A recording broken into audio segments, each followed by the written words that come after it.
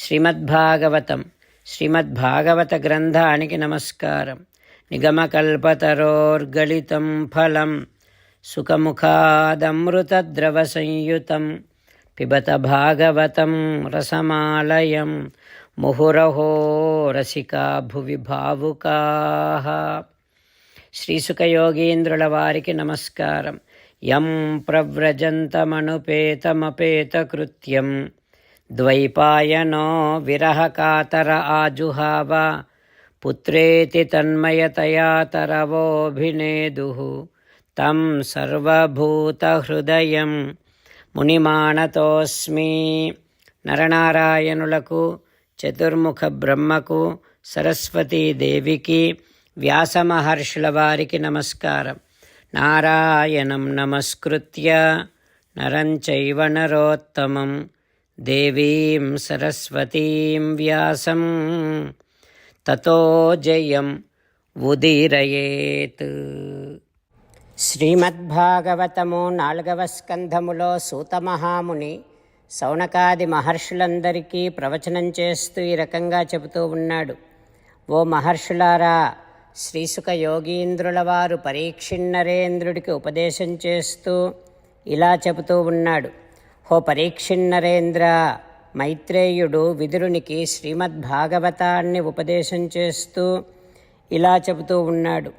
హో విదురా, పృథు మహారాజు సదస్యులతో మాట్లాడగానే అతని అమృతమయమైనటువంటి మాటలు వినగానే ఆ గాయకులంతా చాలా సంతోషించి ఇక స్తోత్రము చేయకుండా ఉండలేక ఈ రకంగా అంటూ ఉన్నారు.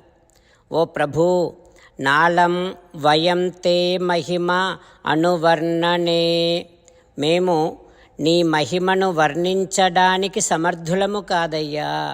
యహ దేవవర్య అవతతార, నువ్వు సాక్షాత్తుగా శ్రీమన్నారాయణుడివే, ఈ ధరిత్రి పైన అవతరించావు.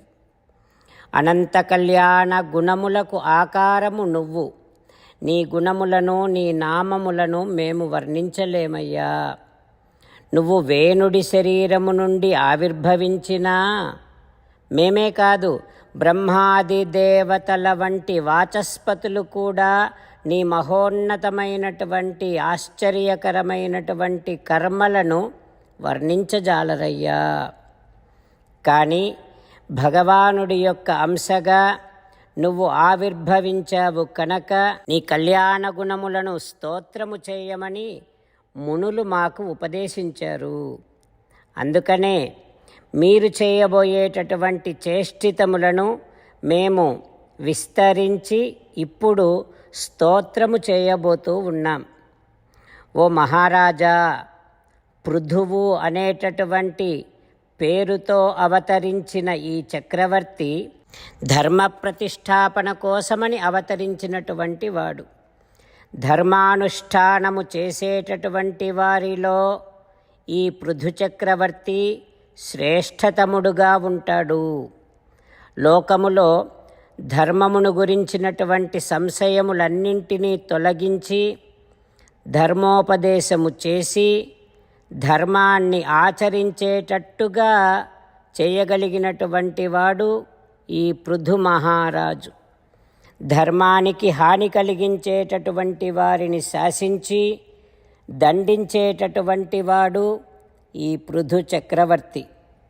సూర్యుడు ఏ రకంగానైతే ఆయా కాలములలో భూమిపైన ఉన్నటువంటి జలమును తన కిరణములతో స్వీకరించి మళ్ళీ తగినటువంటి సమయములో సకల ప్రాణికోటి కోసమని, వారి క్షేమము కోసమని మళ్ళీ ఏ రకంగా ఆ జలాన్ని సూర్యభగవానుడు వినియోగిస్తూ ఉంటాడో ఆ రకంగానే పృథు మహారాజు ప్రజల నుండి ధనమును స్వీకరించి మళ్ళీ వారి వారి క్షేమము కోసమని వినియోగిస్తూ ఉంటాడు.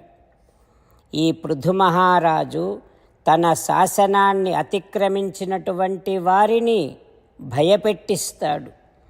ఇతడు భూమిలాగా తనను అవమానించిన వారిని కూడా బాధించకుండా ఓర్పుతో వారు చేసినటువంటి అతిక్రమణాన్ని సహిస్తూ కరుణతో ఆశ్రయాన్ని ఇచ్చి అందరికీ ఆధారభూతుడై నిలుస్తాడు అంటూ గాయకులంతా కూడా పృథుమహారాజు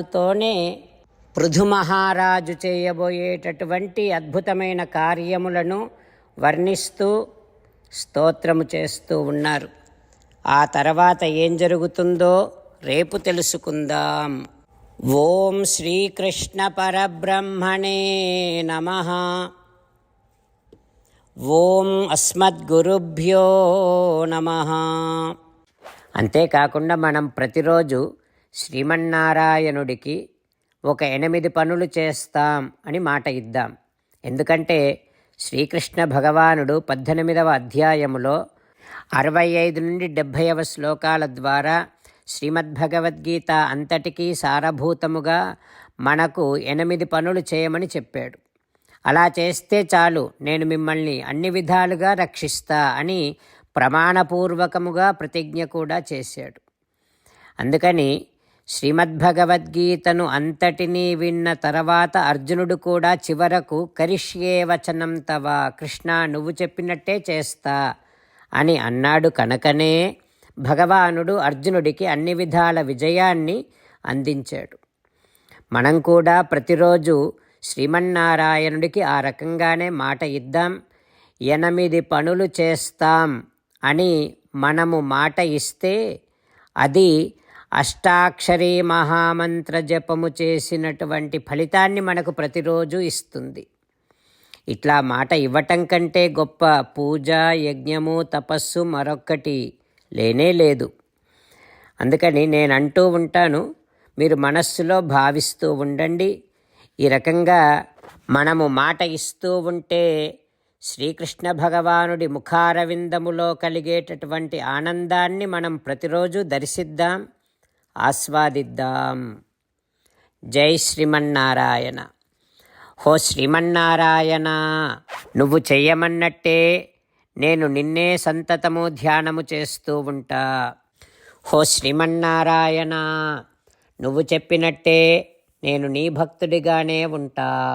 హో శ్రీమన్నారాయణ, నువ్వు చెయ్యమన్నట్టే నేను నా విధులను కర్తవ్యాలను నీ సేవగా నీ తృప్తి కోసమనే సక్రమంగా నిర్వర్తిస్తూ ఉంటా.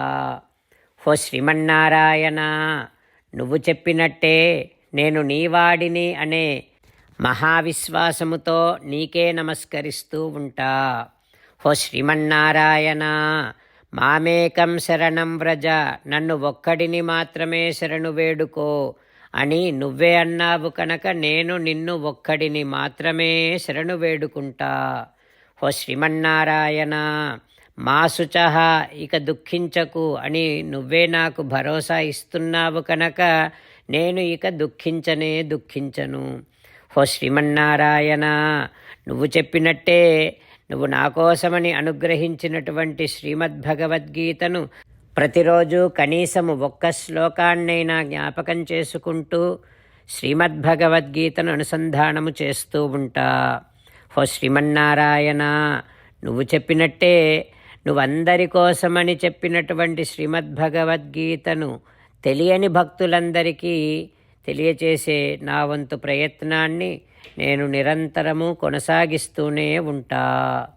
హో శ్రీమన్నారాయణ, నేను నువ్వు చెప్పినట్టే చేస్తా, నీకు నచ్చినట్టే ప్రవర్తిస్తా, నీకోసమే పని చేస్తూ ఉంటా. కరిష్యే వచనం తవ. జై శ్రీమన్నారాయణ. భక్తులకు ప్రత్యేకమైనటువంటి విజ్ఞాపన. మీకు అన్ని విషయాలలో వెంటనే మంచి ఫలితాలు రావాలి అనంటే ప్రతిరోజు 1 నిమిషం వెచ్చించి నారాయణాస్త్రాన్ని చదవండి. ఇక మీకు తిరిగే ఉండదు. నారాయణాస్త్రాన్ని పొందడానికి మీరేం చేయాలంటే నారాయణాస్త్రం అనే వెబ్సైట్కి వెళ్ళి మీ పేరు, మీ ఈమెయిల్ ఇస్తే మీ ఈమెయిల్కి నారాయణాస్త్రం PDF వస్తుంది. అందులో ఒక రామాయణ శ్లోకం, ఒక గీతా శ్లోకం, ఒక విష్ణునామం ఉంటాయి. ఆ మూడింటిని కలిపి నారాయణాస్త్రం అంటాం. ప్రతి ఒక్కరికి వేరువేరు శ్లోకాలను ఇస్తున్నాం. ఆ రకంగా ఎవరి శ్లోకాన్ని వారు ప్రతిరోజు తప్పనిసరిగా చదవటం వలన ప్రతిరోజు ప్రతి 24,000 భక్తులతో ఒకసారి సంపూర్ణ రామాయణ పారాయణ, 33 సార్లు శ్రీమద్ భగవద్గీత పారాయణ, 24 సార్లు శ్రీ విష్ణు సహస్రనామ స్తోత్ర పారాయణ జరుగుతుంది. ప్రతి ఒక్కరికి అంతటి విశేష ఫలితము ప్రతిరోజు లభిస్తుంది. అందుకని మీరు, మీ కుటుంబ సభ్యులు అందరూ ఒక్కొక్కరు ఒక్కొక్క నారాయణాస్త్రాన్ని వెంటనే పొందండి. జై శ్రీమన్నారాయణ.